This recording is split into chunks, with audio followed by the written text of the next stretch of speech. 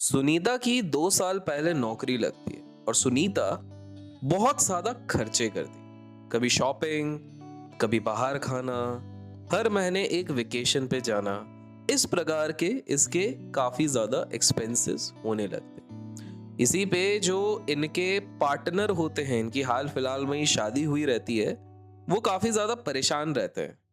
वो ये सोचते हैं कि यार ये कैसी लड़की है, ये इतने ज्यादा खर्चे क्यों करती है आखिर, ये थोड़े लिमिट में क्यों नहीं खर्चे करती। इस प्रकार के काफी सवाल उनके पार्टनर के दिमाग में आते हैं। सुनीता ये सारी चीजें शायद इसलिए कर रही थी बिकॉज जब इनकी परवरिश हुई थी, जब ये बॉर्न हुई थी, तब इनके माता पिता काफी फ्रूगल थे। फ्रूगल का अर्थ होता है कंजूसी करते थे, पैसे बहुत बचाते थे। देखिए, आपको एक चीज समझनी पड़ेगी कि पैसे को लेके जो हमारी धारणाएं बनती है, वो कहीं ना कहीं हमारे बचपन में उर्फ चाइल्डहुड में ही शेप आउट होती है। आपको समझना पड़ेगा कि बच्चे पैसों के रिलेशंस को दो तरीकों से ही समझते हैं। एक होता है पेरेंट्स के थ्रू वर्बली, और दूसरा होता है पेरेंट्स के थ्रू इमोशन। आज की इस वीडियो में हम पैसे को और पैसों के साथ हमारा जो रिश्ता है उसको थोड़ा समझने की कोशिश करेंगे।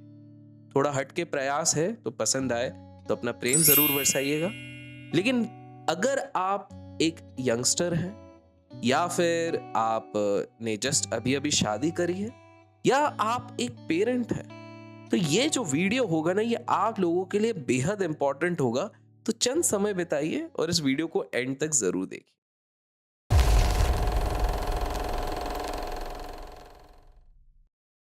वेल, हम जब भी मनी की बात करते हैं तो इसके रिलेशन हमारे बचपन के क्लासरूम से शुरुआत करते हैं, पनाह लेते हैं क्लासरूम के तरफ से बनते हैं। क्लासरूम, मैं वो स्कूल और कॉलेज के क्लासरूम की बात नहीं कर रहा हूं, मैं घर के क्लासरूम की बात कर रहा हूं। जैसे मैंने आपको स्टार्टिंग में कहा कि कुछ लोग अपने पेरेंट्स से वर्बली सीखते हैं और कुछ लोग पेरेंट्स से इमोशनली।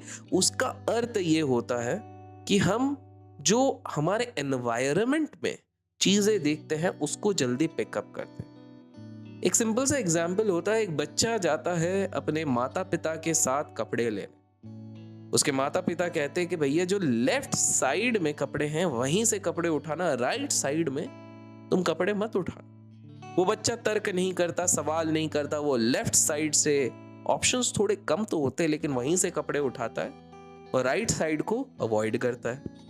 वहीं पर अचानक से एक दिन वही बच्चा अपने फ्रेंड के पेरेंट्स के साथ, अपने दोस्त के साथ घूमते घूमते जाता है और वो देखता है कि उसके दोस्त के माता पिता तो कहते हैं कि भाई अब राइट साइड से ही लेना, लेफ्ट साइड से मत लेना। जिस पे वो थोड़ा सा परेशान हो जाता है। घर आके वो अपने माता पिता से पूछता है कि ऐसा क्यों, मैं तो बंटी के साथ गया था, बंटी के घर वालों ने तो कहा कि राइट हैंड साइड से लेना है, लेकिन आप कहते हैं कि केवल लेफ्ट साइड से लेना है, ऐसा क्यों। जिसपे उसकी माता जी उसे प्यार से समझाती है कि जो लेफ्ट साइड वाले होते हैं कपड़े, वो सेल के कपड़े, वहां पर हमें 30-40% का डिस्काउंट मिलता है। हालांकि कपड़े थोड़े से पुराने होते हैं, हल्के पुल्के, कहीं पे स्टिचेस में कमी होती है, थोड़ा सा कहीं फटा हो सकता है, लेकिन बेटा वो जो 30-40% बचते हैं ना, उससे हमारे घर की काफी हेल्प हो जाती है। कुछ ग्रोसरी का सामान आ जाता है, आपके ट्यूशन की फी पे कर दी जाती है उससे, और इसीलिए, और वैसे भी कपड़े इतने कुछ बुरे नहीं होते। वहीं पर जो बंटी के पेरेंट्स होते हैं जिन्होंने राइट हैंड साइड से लिए हैं, उनका ये मानना है कि जब आप पैसे किसी चीज पे लगा रहे हो तो quality product low, because quality product durable होता है और काफी समय तक चलता है। आप देख रहे हैं किस प्रकार से हम जिस एनवायरनमेंट में ग्रो करते हैं, जिस तरह की परवरिश होती है, उसी तरीके का माइंडसेट हमारा पैसों को लेके बनता जाता है। अगर आप एक टिपिकल मेरे जैसे लोअर मिडिल क्लास से आए हैं, या फिर मिडिल क्लास से आए, या लोअर क्लास से आए हैं, तो एक चीज आपने नोटिस करी होगी कि घर पे जितने भी झगड़े होते हैं, जितने भी वाद विवाद होते हैं, वो मोस्टली पैसे को लेके ही होते हैं। अरे यार, तुमने सब्जी इतनी महंगी ले आए, 10 रुपए कम ले नहीं आ सकते थे, धनिया पत्ते नहीं लेके आए, क्या जरूरत थी उसको 100 रुपए देने की, वो वापस नहीं लौटाएगा तो। अरे यार, बहाना कर देते, उसको पैसे देने की क्या जरूरत थी। और आप देख रहे हो कि अक्सर इन्हीं चक्करों में काफी ज्यादा क्लेश घर पे माता पिता के बीच में होता है। घर के सारे बच्चों के दिमाग में भी दोस्तों इसी चक्कर में मनी रिलेटेड सबकॉन्शियसली काफी सारे फैक्टर्स एंटर हो जाते हैं। एक सिंपल सी चीज बताता हूं कि मनी प्रॉब्लम्स दो तरीके के क्लासरूम में पनपती हैं। एक क्लासरूम को हम कहते हैं अनस्टेबल क्लासरूम और दूसरे को कहते हैं अनअवेयर क्लासरूम। अब ये दोनों क्या होते हैं इसको समझते हैं। अनस्टेबल क्लासरूम का एग्जाम्पल होता है कि एक घर में प्ले स्टेशन बोलिए, एक्सबॉक्स बोलिए या वीडियो गेम लाने के लिए जब कहते हैं तो घर वाले मना करते, कहते कि यार ये तो एक लग्जरी आइटम है, इसके बारे में सोचना भी मत, ज्यादा से ज्यादा जाके एक क्रिकेट की बॉल हम आपको दिला सकते, उससे ज्यादा नहीं।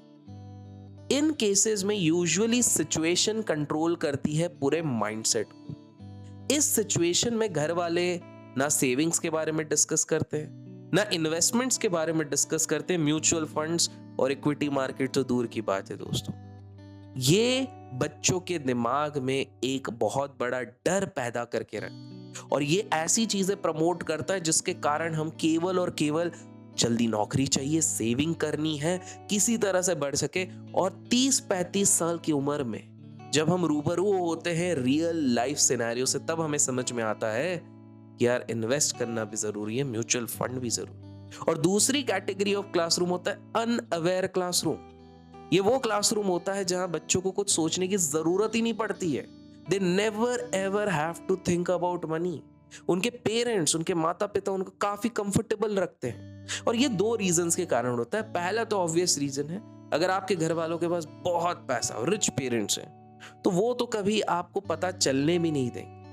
बट एक दूसरा रीजन भी होता है जो आप अगर बच्चों सुन रहे हो, अगर आप यंगस्टर्स हो, आप सुन रहे हो, तो आपको थैंकफुल होना पड़ेगा। बिकॉज डेलिबरेट बहुत बार पेरेंट्स आपको डार्क में रखते हैं आपको प्रोटेक्ट करने के लिए। उनको लगता है कि यार हम कॉम्प्रोमाइज करेंगे, हमारे 2 वक्त की रोटी कम खाएंगे, हम अपना एक जो वेकेशन जो हम 3 साल से प्लान कर रहे हैं वो कैंसिल कर देंगे ताकि हमारे बच्चे को जो उसका प्ले स्टेशन चाहिए वो मिल जाए। बिकॉज उनको डर है कि एडल्टहुड के इश्यूज आपको फेस करना ना पड़े।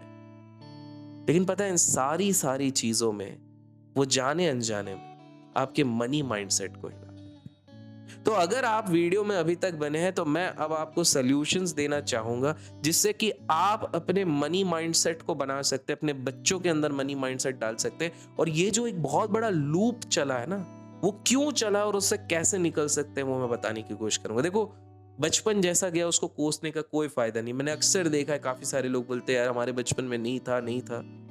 मेरे पिताजी भी 1500 रुपए महीने के कमाते थे, गवर्नमेंट टीचर थे यार। But it's okay, it's completely fine, मैं कंप्लेन नहीं करता हूँ बिकॉज उन्होंने मुझे इतनी सारी चीजें दी डिस्पाइट दैट कि मैं कह नहीं सकता हूँ। और उन्होंने एक सेविंग्स की हैबिट मुझ पे लगाई जो मुझे भी सही लगता था। 3 रुपए देते थे ताकि पब्लिक ट्रांसपोर्ट से मैं आना जाना कर सकूं, नहीं कोई क्लास के लिए या किसी चीज के लिए। मैं वो 3 रुपए बचा के चल के चले जाता था ताकि महीने के एंड में मेरे पास 100 रुपए 90 रुपए हो जाए, इस तरह से। तो कहीं ना कहीं वो हैबिट भी मेरी बनी। साल भर में जब मैं वो जमा कर करके अचानक से 1100-1200 रुपए देखता था तो बड़ा अच्छा लगता था कि यार देखो मैंने कितनी ज्यादा सेविंग कर ली है और घर वालों को पता भी नहीं। तो आपको एक चीज समझनी है कि यार जो पास्ट है वो पास्ट है, लेकिन हमें अपने प्रेजेंट को सुधारना है। तो मैं 3 प्रमुख सॉल्यूशन दूं। पहला, एक आदत बनाओ इमरजेंसी फंड बनाने। देखिए साइकोलॉजिकली क्या होता है, जब अचानक से पैसे की जरूरत आ जाती है तो हम पैनिक में आ जाते हैं और हमारे दिमाग में हार्मोनल डिसबैलेंस होने लग जाते हैं, एंजाइटी होने लग जाती है। एंजाइटी कब होती है? एंजाइटी तब होती है जब आप कोई ऐसे इवेंट से गुजर रहे हो जिसके बारे में ना आपने सोचा था ना समझा था। फियर, फॉर एग्जाम्पल, आपकी इस बार सैलरी कट के आई है लेकिन बच्चे के स्कूल की फीस भरनी है, या फिर आपके बॉस ने आपको निकाल दिया और अब आपको नहीं पता क्या करना है। आपको एक चीज समझनी पड़ेगी, लाइफ बहुत अनप्रिडिक्टेबल है मेरे दोस्त।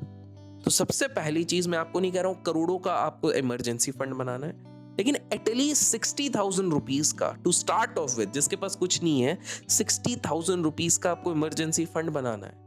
और मानो ना मानो ये चीज इतना डिफिकल्ट नहीं है। अगर आप जॉब कर रहे हो, महीने के 5,000 रुपए भी आप साइड में रखते हो, तो आप साल भर में अपना एक इमरजेंसी फंड बना सकते हो। अगर आप एक स्टूडेंट लाइफ में फ्रीलांस भी धीरे धीरे करके करते हो, तो आप ये इमरजेंसी फंड बना सकते हो। सबसे पहली चीज होती है कि जब आप पैनिक की स्टेट में होते हो, इमरजेंसी की स्टेट में होते हो, तभी आप सबसे ज्यादा गलती करते हो। आपने देखा होगा कि मैक्सिमम लोग जो लोन के ट्रैप में फंस जाते हैं, जो अंधाधुंध ढेर सारा लोन ले लेते हैं, क्रेडिट कार्ड पे क्रेडिट स्वाइप करते हैं, वो मोस्टली खुशी से ज्यादा पैनिक सिचुएशंस में, जब पैसे की कड़की होती है, तब करते। तो पहली चीज इमरजेंसी लिस्ट। दूसरी, स्नोबॉल इफेक्ट को अपने फेवर में बनाओ, स्पेसिफिकली डेट को लेके, कर्जे को लेके। आपको एक चीज समझनी पड़ेगी कि काफी सारे लोग आप में से कर्जे में होंगे। किसी ने लोन लिया होगा, किसी ने 2-4 बार क्रेडिट कार्ड स्वाइप मारे होंगे, अलग अलग कार्ड से लिए होंगे, अपने दोस्तों से उधार लिया होगा। तो सबसे पहली चीज, आज जाके ना उसकी एक लिस्ट बनाओ, कहां कहां से उधार लिया है, किस किस से लिया है, कितना कितना लिया है, एक तगड़ा सा लिस्ट बनाओ और उसको रैंक कर दो। इस ऑर्डर में बनाओ कि सबसे ऊपर सबसे छोटे वाले कर्जे होंगे और धीरे धीरे करके सबसे बड़ा वाले। टेक्निकली देखा जाए तो आपको बड़े कर्जों से जल्दी मुक्ति लेनी चाहिए, बिकॉज इंटरेस्ट रेट आपको ज्यादा लग सकता है। लेकिन स्नोबॉल इफेक्ट ये कह रहा है कि आप अपने छोटे छोटे कर्जों से पहले मुक्ति। लेट्स टेक एन एग्जांपल, दोस्त से 1,000 रुपए की उधारी है, तो पहले ये सोचो कि सैलरी आते ही उसको कैसे चुकाओगे, या फिर एक पार्ट टाइम जॉब एक्स्ट्रा कैसे करोगे उसको चुकाने से। ऐसा मैं क्यों कह रहा हूं? बिकॉज जब छोटे छोटे आपके जितने भी डेट होते ना, उनसे छुटकारा पाओगे, ऑटोमेटिकली आपका कॉन्फिडेंस बढ़ेगा। छोटे छोटे चीजें अब स्नोबॉल बनने लगेंगी। आप मल्टीपल काम करोगे, मल्टीपल एक्टिविटीज करोगे और आपको पता भी नहीं चलेगा। आप धीरे धीरे करके आपके बड़े टारगेट को भी जल्द कवर कर। प्रॉब्लम ये होती है कि हम वो बड़ा लोन देख के हमेशा थर थर कांपते हैं, जिसके चक्कर में हम जो छोटे वालों से जड़ से हटा सकते हैं, जिनसे छुटकारा पा सकते हैं, उनको ध्यान ही नहीं देते। तो सबसे पहली चीज जो आपको करनी है वो ये है कि आप अपने इन लोन से नेक्स्ट अपने एक्सपेंसेस को घटाएं और अननेसेसरी डेट ना लें, इसका प्लेज लें। हमने अक्सर देखा है क्रेडिट कार्ड वो लोग ज्यादा यूज करते हैं जिनको उनकी जरूरत ही नहीं है। आपको एक चीज समझनी पड़ेगी, आपको अगर लगता है कि कोई XYZ वेकेशन पे जाने के लिए आपकी सैलरी सफिशिएंट नहीं है और इसलिए क्रेडिट कार्ड का इस्तेमाल कर रहे हैं, या फिर एक गाड़ी जो 50 लाख की है लेकिन आपकी सैलरी खुद 60,000 रुपए की है पर आपको क्रेडिट पे लेनी है, तो माय डियर फ्रेंड, ये बहुत बड़ी आप गलती कर रहे हैं। आपको अपने एक्सपेंसेस काटने पड़ेंगे, अपने डेट काटने पड़ेंगे, बिकॉज आपको एक चीज समझने पड़ेगा that if you are using money to impress, there is no doubt you will always get depressed. तो आपको डिप्रेस्ड स्टेट में से बचना है, तो इम्प्रेस स्टेट से आपको निकलना पड़ेगा। जस्ट लाइक एक सिंपल सी बात है ना, क्या होता है कि जैसे हम एक दिन बाहर का कुछ गंदा खाना खाते हैं, लेट्स से जंक फूड, अगले दिन भी खाते हैं, हर दिन अगर हम खा रहे हैं, तो वह एक्यूमुलेट कर करके एक दिन बहुत बड़ा इंपैक्ट करेगा। लाइकवाइज ये छोटे छोटे क्रेडिट कार्ड एक्सपेंसेस आप लोगों को खा जाएंगे। बहुत बार अक्सर लोग करते हैं कि हम आसानी से इसको अवॉइड करते हैं, लेट फीस ठीक है दे देंगे, चार्जेस हम दे देंगे, लेकिन बाद में ये चीजें बड़ी हो जाती है। तो आपको स्ट्रिक्ट होना पड़ेगा, अदरवाइज आप यहां पर फंस सकते हैं। काफी सारे लोग अपने टाइम से ज्यादा छोटे पैसे को तवज्जो देते। आई नो बचपन से हमारे माइंडसेट को ऐसा बनाया गया है, लेकिन जाते जाते मैं कहूंगा इस माइंडसेट को थोड़ा सा आपको बदलने की जरूरत है। एक सिंपल से एग्जांपल देता हूं। आपका एक दोस्त होता है, वो रेस्टोरेंट में फैमिली के साथ खाने खाने जाता है, टाइम लगता है खाने आने में, तो वो कहता है कि मैं पैकिंग करवा के फैमिली के लिए ले जाऊंगा। फैमिली को वो कहता है आप लोग घर चलो, तब तक ये पैकिंग करवाता है।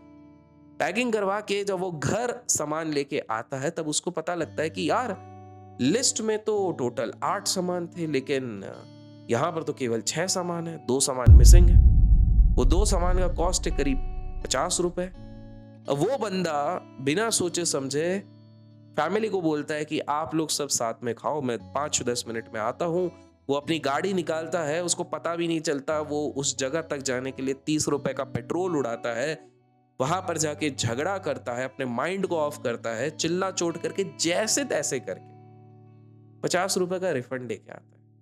लेकिन पता है घर जब लौटता है उसका माइंड सेट ऑफ रहता है, उसके घर वालों का उसने डिनर जो फैमिली के साथ एक प्यारा डिनर होता है वो मिस कर चुका होता है, और साथ में उसने अपने टाइम को भी यहाँ पे कहीं ना कहीं खो दिया, जिसको वो शायद एक अच्छे तरीके से यूटिलाइज कर सके। आप में से कुछ लोग कहोगे कि नहीं बॉस तुम नहीं समझोगे वो 20 रुपए की वैल्यू क्या है, लेकिन दोस्त कभी कभार आपको समझना पड़ेगा कि फैमिली, रिश्ते, ये वो उन 40-50 रुपए से शायद आपको ज्यादा खुशी देते as compare to spending that time. दोस्तों आई नो बचपन में शायद रिलेशन हम सबका अच्छा इतना नहीं रहा, स्पेसिफिकली इंडिया में, अगर आप लोअर मिडिल क्लास या किसी दूसरे क्लास से, लेकिन अगर आप इमरजेंसी फंड बनाएंगे, अपने एक्सपेंसेस को ट्रैक करेंगे, मल्टीपल इनकम स्ट्रीम्स बनाएंगे, कर्जे और डेट को कम करेंगे, realistic time based investment goals बनाएंगे,